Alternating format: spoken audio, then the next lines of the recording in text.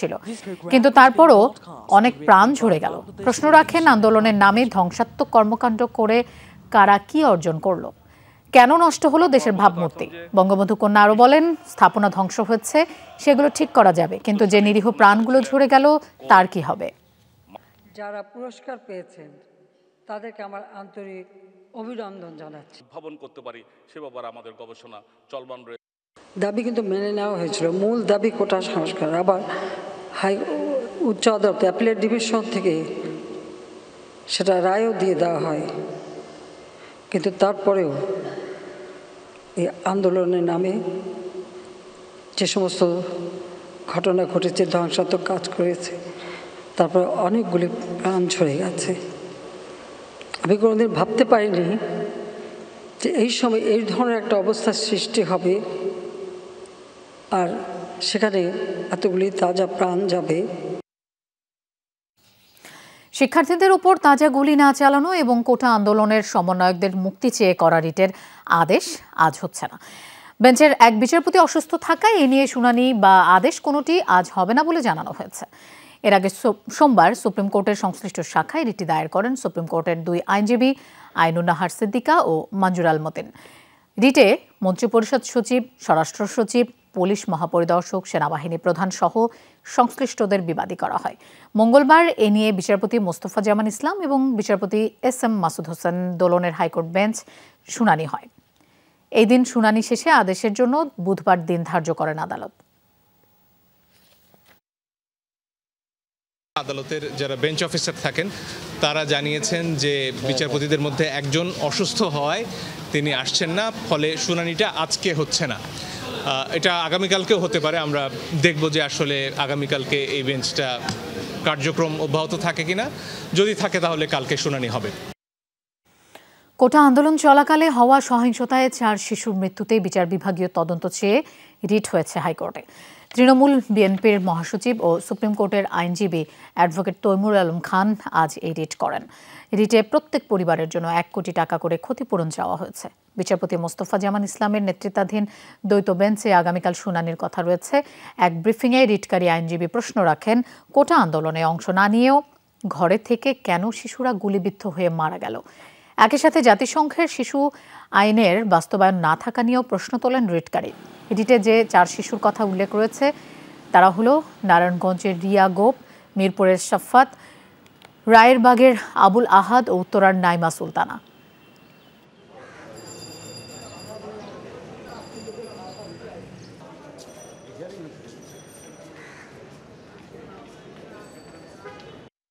আমি তদন্ত চাই।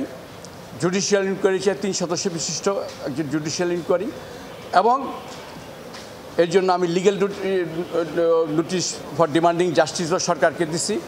আর আমি শিশু যারা মৃত্যুবরণ করছে, গুলিতে মৃত্যুবরণ করছে, তাদেরকে পিতামাতাকে প্রত্যেককে 1 কোটি টাকা করে ক্ষতিপূরণ দেওয়ার জন্য আমি সরকারের কাছে আবেদন। জামায়াত নিষিদ্ধের নির্বাহী আদেশ আজ, সচিবালয়ে চলছে শেষ মুহূর্তের দাপ্তরিক প্রক্রিয়া। বিষয়টি নিয়ে আলোচনার জন্য আমাদের সাথে যোগ দিয়েছেন ইতিহাসের অধ্যাপক এবং মুক্তিযুদ্ধ বিষয়ক গবেষক ডক্টর মেজমা কামাল। জনাব ডক্টর মেজমা কামাল, আপনাকে স্বাগত জানাচ্ছি আমাদের দুপুরে বাংলাদেশের আয়োজনে। আপনার কাছে জানতে চাই, মানবতা বিরোধী ট্রাইব্যুনালের পর্যবেক্ষণে জামায়াতকে সন্ত্রাসী দল হিসেবে উল্লেখ করা হয়েছিল। তখন সরকার সময় নিয়েছে, কিন্তু সাম্প্রতিক সংঘাত সহিংসতার পর জামায়াতকে নিষিদ্ধ করার সিদ্ধান্ত নিল সরকার। অনেকে এর মধ্যে রাজনীতি দেখছেন, ইস্যু ঘুরিয়ে দেওয়ার প্রক্রিয়া দেখছেন। আপনার পর্যবেক্ষণ এবং প্রতিক্রিয়া জানতে চাই। প্রথমত, যে সরকার এই সিদ্ধান্তটা আরো আগেই নিতে পারত, বিশেষ করে যখন আপনার যুদ্ধাপরাধীদের বিচারের প্রক্রিয়ায় যখন ৭১ জামাতের যে ভূমিকা সেটা সন্দেহাতীত ভাবে প্রমাণিত হলো। আর তাছাড়া দেশের কোটি কোটি মানুষ এখনো বেঁচে আছে যারা ৭১ জামাতের এবং অন্যান্য সহযোগী সংগঠনগুলোর ভূমিকা দেখেছে, হত্যাযজ্ঞ দেখেছে, নারী ধর্ষণ দেখেছে, গ্রাম জ্বালিয়ে দেওয়া দেখেছে, বুদ্ধিজীবী হত্যা দেখেছে। তারা তো মনে করছিল যে তখনই জামাতকে নিষিদ্ধ ঘোষণা করা হবে। কিন্তু যাই হোক, এখন দেরিতে হলেও আরো বেশি দাম দিয়ে এখন যখন এই ধ্বংসযজ্ঞের পরে এখন জামাতে ইসলামকে নিষিদ্ধ করা হলো, আমি মনে করি এটা এই দেশের সাধারণ মানুষের, মুক্তিকামী মানুষের দাবির প্রতিফলন, এবং এটাকে নিশ্চয়ই এই দেশের মানুষ স্বাগত জানায়, আমিও স্বাগত জানাই।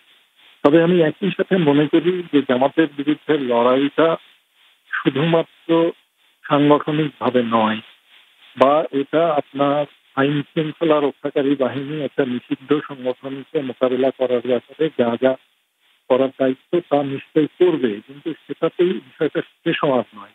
আসলে লড়াইটা আদর্শের, কাজে আদর্শিকভাবে এবং সাংস্কৃতিকভাবে জামাতকে মোকাবেলা করার জন্য জরুরিভাবে ব্যবস্থা নেওয়া দরকার। তা না হলে আমরা এই লড়াইটা ঠিকভাবে করতে পারবো না, এবং আমরা যথোচিত দায়িত্বটা পালন করব। মুক্তিযুদ্ধের চেতনায় দেশকে করাও কিন্তু কঠিন। জনাব মেজবা কামাল, আপনি আদর্শিক অবস্থানের কথা বলছিলেন, তো সেটি মোকাবেলার কৌশলটা আসলে কি হতে পারে? শুনুন, আমাদের তো এখন যে প্রজন্ম, শুধু তারা কেন, হয়তো তাদের পিতারাও অনেকে মুক্তিযুদ্ধের পরে জন্মগ্রহণ করেছে।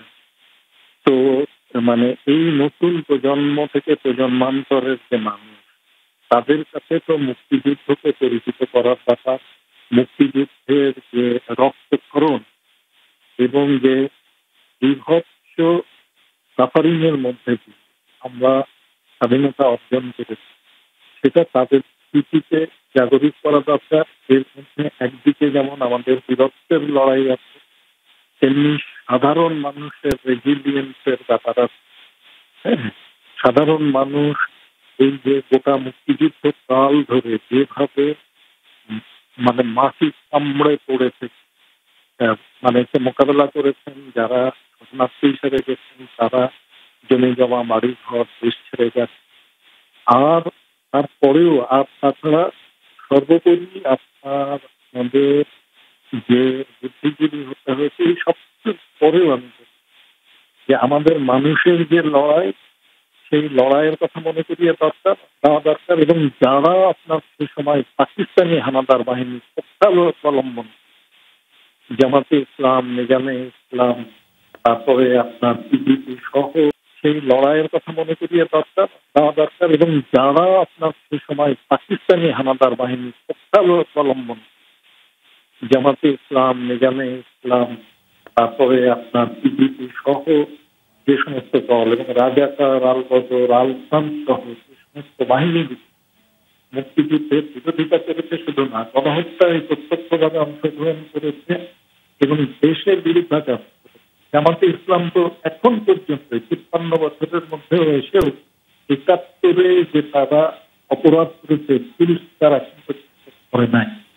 তো কাজে এই ইতিহাস আমাদের সকল প্রজন্মকে জানানো দরকার, এবং আমি মনে করি যে আমাদের দেশের সকল পর্যায়ের পাঠ্যপুস্তকে এবং সাংস্কৃতিক আন্দোলনে এবং চেতনা নির্মাণের তো নানা পথ আছে, কিন্তু আপনার এই কৌশলগুলো অবলম্বন করা যেতে পারে। আপনার কাছে আরেকটি প্রশ্ন রাখতে চাই, জামাত নিষিদ্ধের পাশাপাশি মুক্তিযুদ্ধ নিয়ে কেউ মিথ্যাচার যেন করতে না পারে, সেটি রোধেও কিন্তু আইন করার একটা দাবি উঠেছে, সেটা কতটা যৌক্তিক, কিভাবে করতে পারে সরকার? শুনুন, আমরা তো দেখেছি যে আমাদের মুক্তিযুদ্ধ নিয়ে নানান আপনার মিথ্যাচার, আমাদের এখানে জাতির পিতা বঙ্গবন্ধু শেখ মুজিবুর রহমানের অবদানকে ভুলিয়ে দেওয়ার চেষ্টা হয়েছে, জয় বাংলার স্লোগানকে পর্যন্ত মুছে ফেলার চেষ্টা। তো সেই জায়গায় আপনার ইতিহাস একটা আপনার সত্যের উপর ভিত্তি করে তৈরি, কাজে সঠিক ইতিহাস যেন প্রণীত হয় এবং মুক্তিযুদ্ধে যার যা ভূমিকা সে যেন সেই অনুযায়ী তাদের স্বীকৃতি পায়, সেই ব্যাপারটার জন্য কিন্তু আপনার মুক্তিযুদ্ধকে ঘিরে মিথ্যাচারণ এটা বন্ধ করা এবং সেই জন্য প্রয়োজনীয় আইন প্রণয়নের যে দাবি, সেই দাবিকে আমি সেটা সমর্থন। জি জনাব ডক্টর মেজবা কামাল, আপনাকে অনেক ধন্যবাদ আমাদের দুপুরে বাংলাদেশের সময় দেওয়ার জন্য। স্বাধীনতা ও মুক্তিযুদ্ধ বিরোধী অপশক্তিকে যে কোনো মূল্যে প্রতিহত করা হবে বলে জানিয়েছেন আওয়ামী লীগের সাধারণ সম্পাদক ওবায়দুল কাদের। সবাই ঐক্যবদ্ধ হয়ে প্রধানমন্ত্রী শেখ হাসিনার হাতকে আরও শক্তিশালী করতে হবে বলেও মন্তব্য করেন তিনি। সকালে বঙ্গবন্ধু এভিনিউয়ে সাবেক ছাত্র নেতাদের সাথে মত বিনিময় শেষে একথা বলেন তিনি। ওবায়দুল কাদের আরও বলেন, এই মুহূর্তে আওয়ামী লীগের অস্তিত্ব সংগ্রামের কাণ্ডারি শেখ হাসিনা। দলের নেতাকর্মীরা শেষ পর্যন্ত তার সাথে থাকবে বলেও জানান তিনি। এ সময় ছাত্র নেতাদের ঐক্যবদ্ধ হওয়ার আহ্বানও জানান ওবায়দুল কাদের। তিনি বলেন, এই পরিস্থিতিতে নেতাকর্মীদের দায়িত্ব পালনের বিষয়টি ভবিষ্যতে মূল্যায়ন করা হবে। ওবায়দুল কাদের আরও বলেন, দেশের স্বাধীনতা ও সার্বভৌমত্ব যে কোনো মূল্যে রক্ষা করবে সরকার। মুক্তিযুদ্ধ বিরোধী, গণতন্ত্র বিরোধী এই অপশক্তিকে যে কোনো মূল্যে আমাদের প্রতিরোধ করতে হবে। শেখ হাসিনার হাতকে শক্তিশালী করে তিনি আজকে জাতীয় জীবনে স্বস্তি ফিরিয়ে এনেছেন। চরম সংকটে পোশাক শিল্প খাত। দর্শক, আমরা পরের একটি খবরে যেতে চাই। ফেসবুক, ইউটিউব ও টিকটক সরকারকে সব ধরনের সহযোগিতার আশ্বাস দিয়েছে। এই 3 সামাজিক যোগাযোগ মাধ্যমের সাথে পৃথক অনলাইন বৈঠক শেষে এমন মন্তব্য করেছেন আইসিটি প্রতিমন্ত্রী জুনাদ আহমেদ পলক। সহিংসতার ঘটনা সংক্রান্ত বিভিন্ন কন্টেন্ট নিয়ে আপত্তি জানিয়ে আসছিল সরকার। প্রতিমন্ত্রী আরও জানান, সরকারের অনুরোধে ইউটিউব কিছু কন্টেন্ট সরালেও চ্যানেল বন্ধ করা নিয়ে তাদের প্রাইভেসি স্ট্যান্ডার্ড আলাদা, সেটা নিয়ে আরও আলোচনা হবে। জুনাদ আহমেদ পলক বলেন, মূলধারার গণমাধ্যমের নাম ব্যবহার করে বা নাম কিছুটা বদলে অনেক কন্টেন্ট ছড়িয়ে দেওয়া হয়। সংবিধান ও আইনের সাথে ফেসবুকের বিভিন্ন কন্টেন্ট কিভাবে সাংঘর্ষিক সেটাও জানানো হয়েছে। সরকার আপত্তি সত্ত্বেও অনেক কন্টেন্ট তারা রেখে দিয়েছে। ফেসবুকের ভায়োলেন্স, হেট স্পিচ বা কমিউনিটি স্ট্যান্ডার্ডের সাথে অনেক কন্টেন্ট যায় না। প্রতিমন্ত্রী অভিযোগ করেন, ফ্যাক্ট চেকিং এর জন্য ফেসবুক বাংলাদেশের যে প্রতিষ্ঠানের সহায়তা নেয় তাদের রাজনৈতিক অবস্থান রয়েছে, তারা নিরপেক্ষ নয়, যে কারণে অনেক কন্টেন্ট ব্লক করা হয়নি।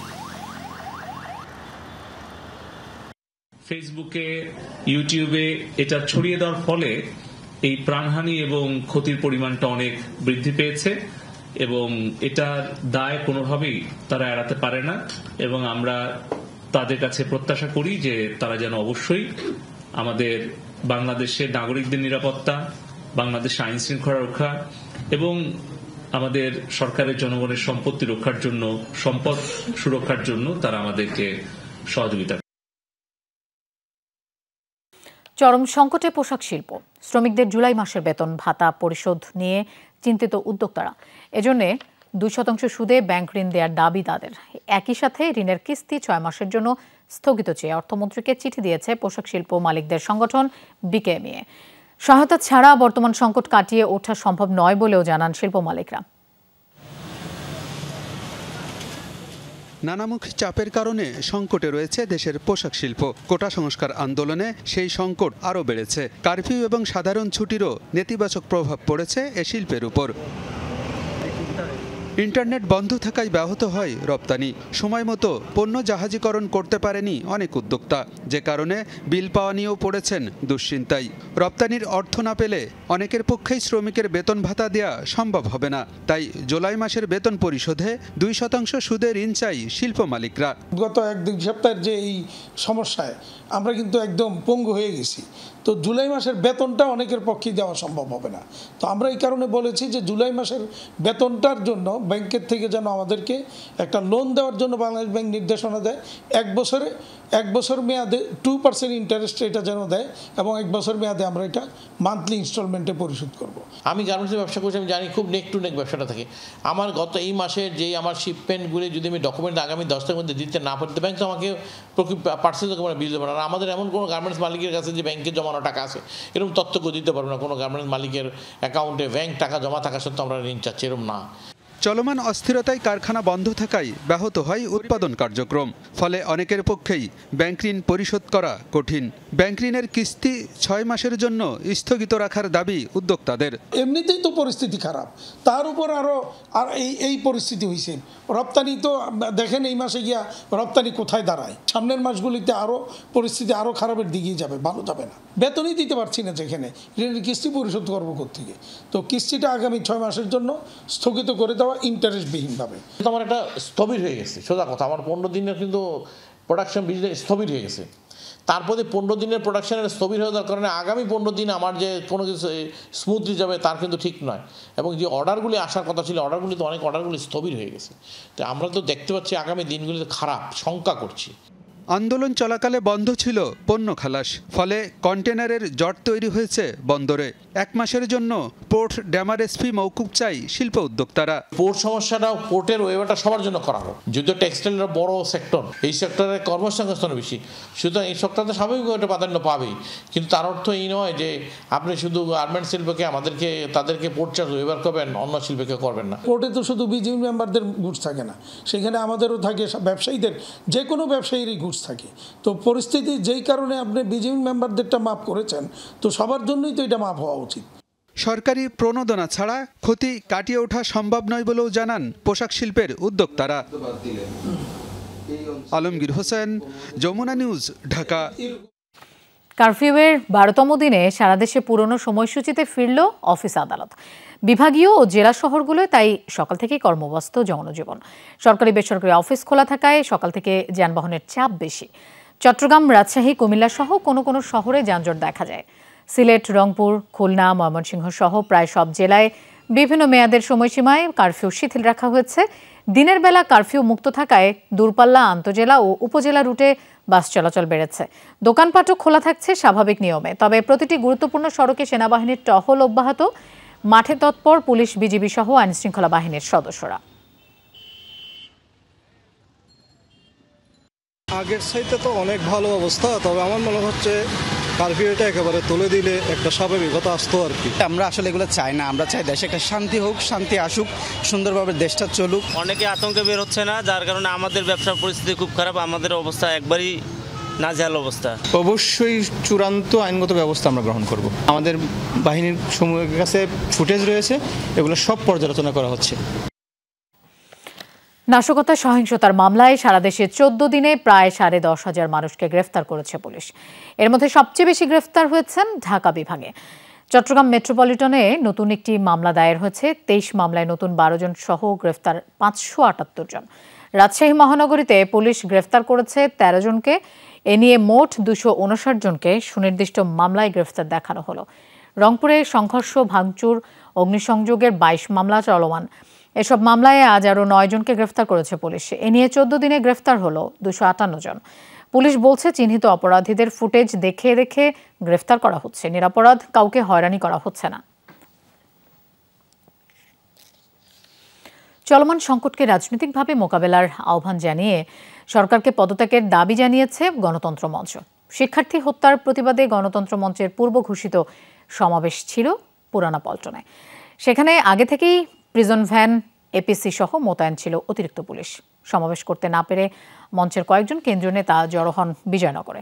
সেখানে নেতারা অভিযোগ করেন মাইক কেড়ে নিয়ে এবং কর্ডন করে রেখে সমাবেশ পণ্ড করেছে পুলিশ। সমস্ত রাষ্ট্রযন্ত্রকে ব্যবহার করে সন্তানদের হত্যার নজির ইতিহাসে নেই উল্লেখ করে এই হত্যাকাণ্ডের বিচার দাবি করেন নেতারা।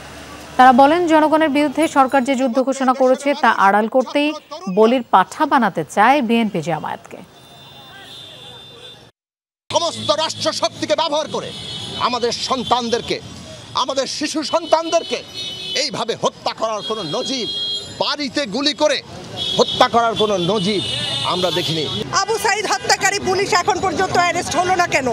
অথচ আজকে আমরা সাধারণ একটা সভা করে সংহতি প্রকাশ করব, সেখানে বাধা দেওয়া হচ্ছে। রাজনৈতিকভাবে সমাধান করতে হলে পদত্যাগের মধ্য দিয়ে বিরোধী দল জনগণকে আস্থায় নিয়ে অন্তর্বর্তী সরকারের অধীনে সম্ভব স্বল্পতম সময়ে একটা গ্রহণযোগ্য নির্বাচনের পথ এখন আপনারা তৈরি করতে পারেন। দেশ বিভিন্ন বাধা বিপত্তির মধ্য দিয়ে যাচ্ছে।